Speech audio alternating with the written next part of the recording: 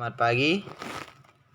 Perkenalkan, nama saya Angga Yoga, NIM 1910416905, kelas A2 Pagi Manajemen, dosen Adi Mursalim SEMM, mata kuliah Manajemen Pemasaran. Baiklah, di sini ada tugas untuk membuat sebuah PowerPoint. Di sini saya akan membuka filenya. Setelah membuka, akan membuat sebuah PowerPoint atau membaca materi yang sudah diberikan. Di sini adalah materinya, itu perilaku konsumen dan strategi promosi. Di sini perilaku konsumen dan strategi promosi ini ada beberapa,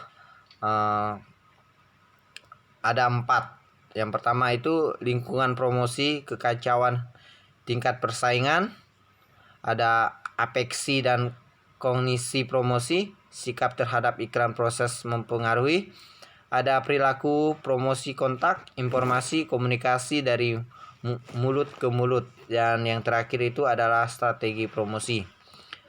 Kenapa sih harus ada tujuan promosi? Nah, di sini tujuan promosi itu adalah untuk mengkomunikasikan informasi tentang produk mereka dan mempengaruhi konsumen untuk pembelinya. Di sini ada 4 jenis promosi yang diutamakan: iklan, promosi penjualan. Artinya di sini promosi penjualan itu adalah di mana kita mempromosikan barang atau jasa yang akan kita jual. Yang ketiga itu penjualan personal. Yang keempat itu publisitas. Di sini ada beberapa pengertian dari keempat jenis promosi yang diutamakan tadi. Yang pertama itu iklan atau yang disebut dengan advertising. Iklan itu menyajikan sebuah informasi non personal tentang suatu produk, merek perusahaan, atau toko yang dilakukan dengan bayaran tertentu. Iklan ini bertujuan itu mempengaruhi apeksi dan kognisi konsumen, evaluasi perasaan, pengetahuan, makna, kepercayaan, sikap, dan citra yang berkaitan dengan produk atau merek. Yang kedua itu promosi penjualan atau sales promotion. Promosi penjualan ini adalah rangsangan langsung. Dia langsung menunjukkan kepada konsumen untuk melakukan pembelian. Jenis promosi di dalamnya meliputi kupon, rabat penjualan, multi kardus, kontes atau undian. Sedangkan penjualan personal itu atau yang disebut dengan personal selling, dia itu melibatkan interaksi personal langsung atau seorang pemberi potensi dengan seorang salesman. Jadi dia itu kayak misalnya kan orang itu harus berhadapan langsung dengan seorang salesman. Alasan metode ini paling hebat adalah dapat meningkatkan keterlibatan konsumen dengan produk. Situasi konsumen saling silang atau interaktif memungkinkan salesman dapat mengadaptasikan apa yang disajikan sesuai dengan kebutuhan informasi setiap pembeli potensial. Sedangkan yang keempat yaitu publisitas atau publicity. Suatu bentuk komunikasi tentang perusahaan, produk atau merek si pemasar yang tidak membutuhkan pembayaran. Dampak negatif dan positif dari publisitas ini, kadang publisitas dianggap lebih efektif dari iklan karena konsumennya dapat dikatakan telah siap menerima pesan yang disampaikan.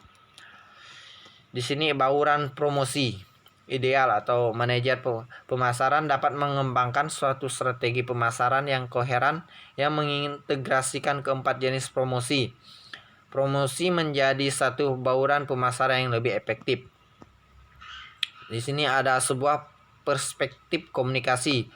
Proses komunikasi dimulai ketika sumber dari komunikasi promosi menentukan informasi apa yang harus dikomunikasikan dan kemudian encoding pesan tersebut ke dalam bentuk simbol yang paling tepat. Kemudian pesan tersebut ditransmisikan ke sebuah penerima melalui berbagai media. Di sini ada beberapa tujuan dari komunikasi promosi. Konsumen harus memiliki kebutuhan yang disadari akan suatu kategori produk atau bentuk produk. Yang kedua itu konsumen harus sadar akan merek, Yang ketiga, konsumen harus memiliki sikap merek yang positif. Yang keempat, konsumen harus memiliki keinginan untuk membeli merek tertentu. Yang kelima, konsumen harus melakukan berbagai macam perilaku untuk membeli merek tertentu. Keinginan membeli merek memfasilitasi perilaku lainnya. Di sini ada model umum proses komunikasi untuk promosi. Yang pertama itu ada umpan balik. Setelah umpan balik itu ada sumber, pesan, transmisi, penerima, dan tindakan. Ada agen dan perangsang yang relevan. Di sini ada produsen, manajer promosi, agen periklanan, salesman, juru bicara, terus seterusnya periklanan, promosi penjualan personal, publisitas, terus media TV, majalah penawaran, via pos, dalam toko, di rumah, telepon, artikel, surat kabar. Selanjutnya konsumen, dari konsumen pindah ke konsumen. Di sini ada beberapa tindakan atau keputusan kunci. Mengelola strategi promosi itu ada beberapa bagian, itu menganalisis hubungan konsumen dan produsen.